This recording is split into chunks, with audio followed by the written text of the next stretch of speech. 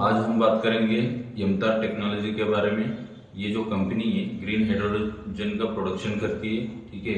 इनका 7 प्लांट्स है और ये कंपनी इसके अलावा भी 2 सेक्टर के लिए और बात करेंगे हम लोग उसके बारे में, ठीक है। कुछ साल से हम लोग सुनने के लिए आ रहा है कि ग्लोबल वार्मिंग बढ़ते जा रहा है, तो उसके साथ ही कुछ कंट्रीज भी ये अनाउंस कर रही है कि वो लोग कंट्रोल करना चाहता है उस चीज़ को, ठीक है। वैसे ही इंडिया में भी सेम इनिशिएटिव लिया गया है। 2070 तक इसको पूरी तरीके से कंट्रोल किया जाएगा। सबसे पहले जो डिसीजन लिया है कि ग्रीन हाइड्रोजन को बढ़ावा देने के लिए डिसीजन लिया गया है, ठीक है। सबसे पहले हम लोग बात करते हैं कि ये चीज़ कहाँ कहाँ यूज़ होती है। ये यूज़ होता है अपने ऑयल इंडस्ट्री के अंदर, स्टील इंडस्ट्री के अंदर और केमिकल सेक्टर में और ऑटो सेक्टर के अंदर। जहाँ पे हम लोग डीजल और पेट्रोल यूज़ कर सकते हैं, वहीं जगह हम लोग ग्रीन हाइड्रोजन को भी यूज़ कर सकते हैं, ठीक है।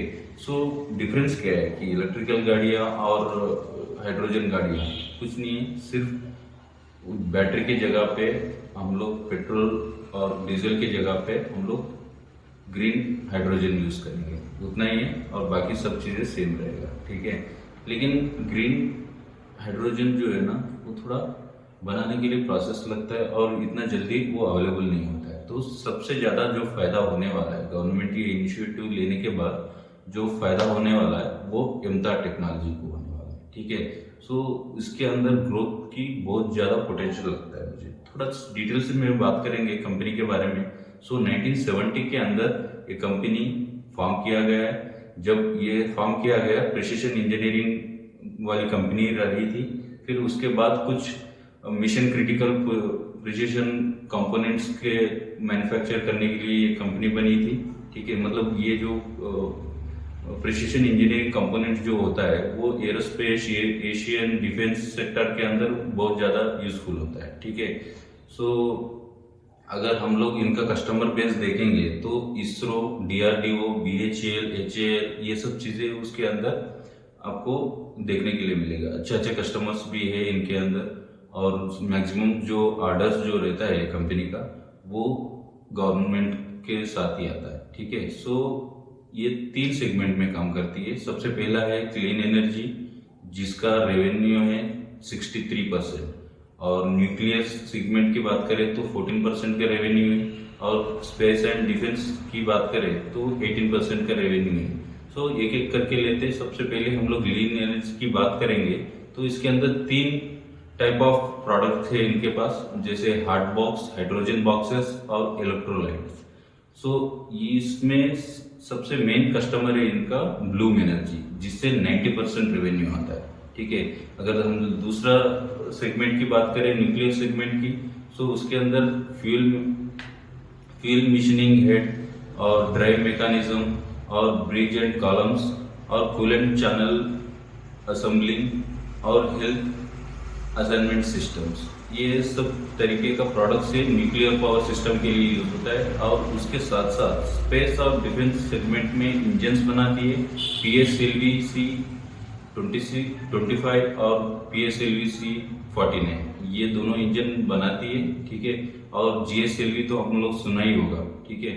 वो जो है चंद्रयान 2 के लिए भी यूज हुआ है। ऐसे प्रोडक्ट्स बनाती है डिफेंस के लिए भी, ठीक है। उनके अलावा भी कुछ अदर प्रोडक्ट्स भी है उनके पास, जैसे एक्टिवेटर्स, गायरोस और मोटर बॉडी, रोलर स्क्रूज और बॉल स्क्रूज, ठीक है। अगर इनका कंपटीशन में देखेंगे तो इनके साथ कंपटीशन में है महिंद्रा डिफेंस, VEM टेक और CIM टेक, SKF और टिमकेम इंडिया, ठीक है। ये सब सबसे ज़्यादा जो मार्जिन है वो यमतार टेक्नोलॉजी के। हम बात करेंगे कंपनी के स्ट्रेंथ्स के बारे में। जैसे इनके पास वाइड रेंज ऑफ पोर्टफोलियो है, ठीक है। क्लीन एनर्जी के अंदर इनके 3 प्रोडक्ट्स हैं, और न्यूक्लियर सेगमेंट की बात तो वहाँ पे 14 है, और स्पेस एंड डिफेंस के अंदर 6 प्रोडक्ट्स है। और इनका बहुत अच्छा ट्रैक रिकॉर्ड रहा है ड्राइव इंडस्ट्री के अंदर, ठीक है, और 50 इयर्स का एक्सपीरियंस है कंपनी की, ठीक है। सो रिलेशन भी बहुत ज़्यादा है इनका, इसरो के साथ ऑलमोस्ट 30 ईयर से काम कर रहा है, और DRDO के साथ 40 ईयर से काम कर रहा है, और NPCIL के साथ 17 साल से काम कर रहा है, और अभी ब्लूम एनर्जी के साथ कम से कम 10 साल से काम कर रहा है, जिसका मेन रेवेन्यू है ब्लूम एनर्जी से आता है, ठीक है। सो ऐसे सप्लायर्स भी इनके पास बहुत जगह से आता है कि एक ही सप्लायर के ऊपर डिपेंड भी नहीं है ये लोग, ठीक है। और अगर हम देखेंगे इनका फाइनेंशियल स्टेटमेंट भी देखेंगे तो इनका जो फाइनेंस भी ना कंसिस्टेंटली ग्रो हो रहा है, मतलब ऐसा नहीं है कि उतार चढ़ाव नहीं है इसके अंदर, ठीक है। कंटिन्यूसली ऑर्डर बुक भी ग्रो हो रहा है। अगर फाइनेंशियल ईयर 19 की बात करें तो उसके अंदर 200 करोड़ का ऑर्डर बुक था, और 21 के अंदर इनका 350 करोड़ प्लस हो गया। अभी 23 के अंदर अगर फाइनेंशियल 23 की बात करें तो वो मोर देन 1000 करोड़ की फाइनेंशियल ईयर 23 में ये लोग ऑर्डर बुक क्लोज किया, ठीक है। सो ऐसे देखने गया तो 5 से 10 साल तक ऑलमोस्ट 1600 करोड़ का बिजनेस ऑलरेडी है उनके पास, ठीक है।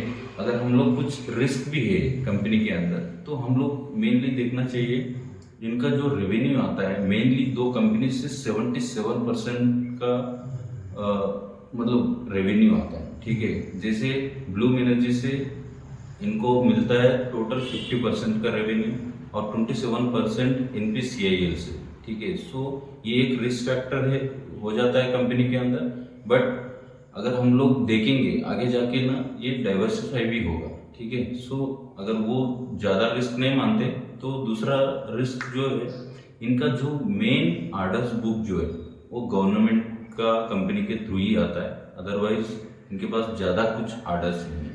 सो वो भी देखना चाहिए। अगर रिस्क की बात करें तो मार्जिन भी डिक्रीज हो सकता है, कल कोई कंपटीशन में आ जाए तो हो सकता है, लेकिन अभी फिलहाल तो इतना कंपटीशन नहीं है क्योंकि ऑर्डर बुक बहुत ज़्यादा है। सो उसको फिल करने के लिए 5-10 साल तक उनके पास काफ़ी सारा ऑर्डर है अभी फिलहाल। तो अगर रॉ मटेरियल का कोई कास्ट बढ़ गया तो भी कुछ फ्लक्चुएशन हो सकता है मार्जिन के अंदर, तो ज़्यादा करके मुझे कुछ नेगेटिव तो लगा नहीं, लेकिन अपॉर्चुनिटीज़ भी बहुत है। सो अगर हम लोग अपॉर्चुनिटी की बात करेंगे तो प्रोडक्ट मतलब ज़्यादा से ज़्यादा डेवलप करने के लिए चांसेस है कंपनी के अंदर, और करंट ट्रेंड के साथ वो कहीं पे भी मूव कर सकता है। और जियोग्राफिकल प्रेजेंस नहीं है अभी तक इनके पास, जैसे कोई इंटरनेशनल मार्केट में कुछ ज़्यादा ये नहीं है। अगर कोई छोटे छोटे कंट्रीज भी इनको ऑर्डर देने लगेगा तो काफ़ी सारे चांसेस बढ़ जाता है कि इनको पूरी तरीके से मार्केट डोमिनेट करने का चांसेस बहुत ज़्यादा है, ठीक है।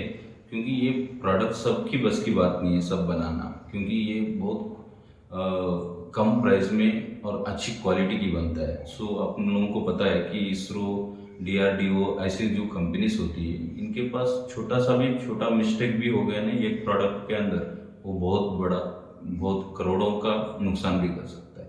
सो वैसा देखना चाहिए। और दूसरी चीज़ें है मैन्युफैक्चरिंग यूनिट्स जो है कितना भी एक्सपेंड कर सकती है कंपनी, ठीक है।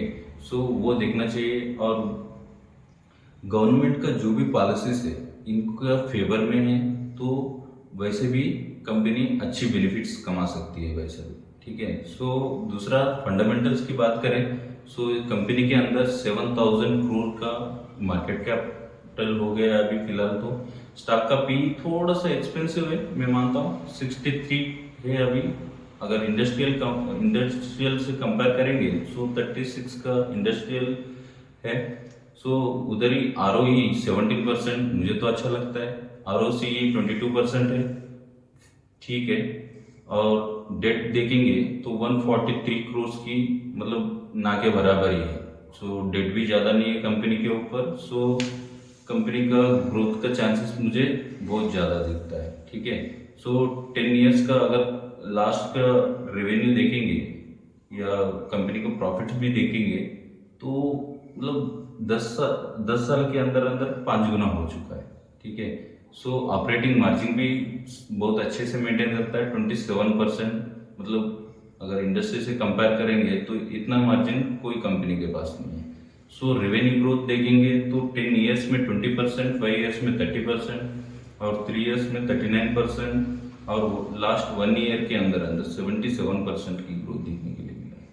ठीक है, क्योंकि और आगे जाके और बढ़ने वाला है, मुझे ऐसा लगता है। ठीक है, सो प्रॉफिट ग्रोथ की देखिए तो 10 ईयर्स में 77%, 5 ईयर्स के अंदर अंदर 80% और 3 ईयर्स के अंदर 48% की ग्रोथ देखने के लिए मिला है।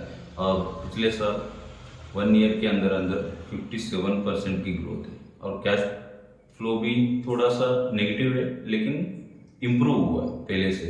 अगर शेयर होल्डिंग पैटर्न की बात करें तो प्रमोटर के पास 39% है, थोड़ा अभी घटाया वो लोग ने, एफआईआई ने थोड़ा शेयर बढ़ाया और डीआईआई ने भी बढ़ाया। सो पब्लिक के पास भी बढ़ चुका है, लेकिन कंपनी के अंदर अच्छे स्कोप है तो 63 पी भी मुझे रीजनेबल लगता है। सो ये मेरा व्यू है। आप खरीदना चाहता है तो खरीद सकते हैं, बट मैं होल्ड करके रखा हूँ। सो डिस्क्लेमर वो देख लेना। और आगे ऐसे वीडियो, ऐसे मल्टी बैगर्स देखने के लिए आप ये चैनल को सब्सक्राइब कर सकते हो। ठीक है, थैंक यू।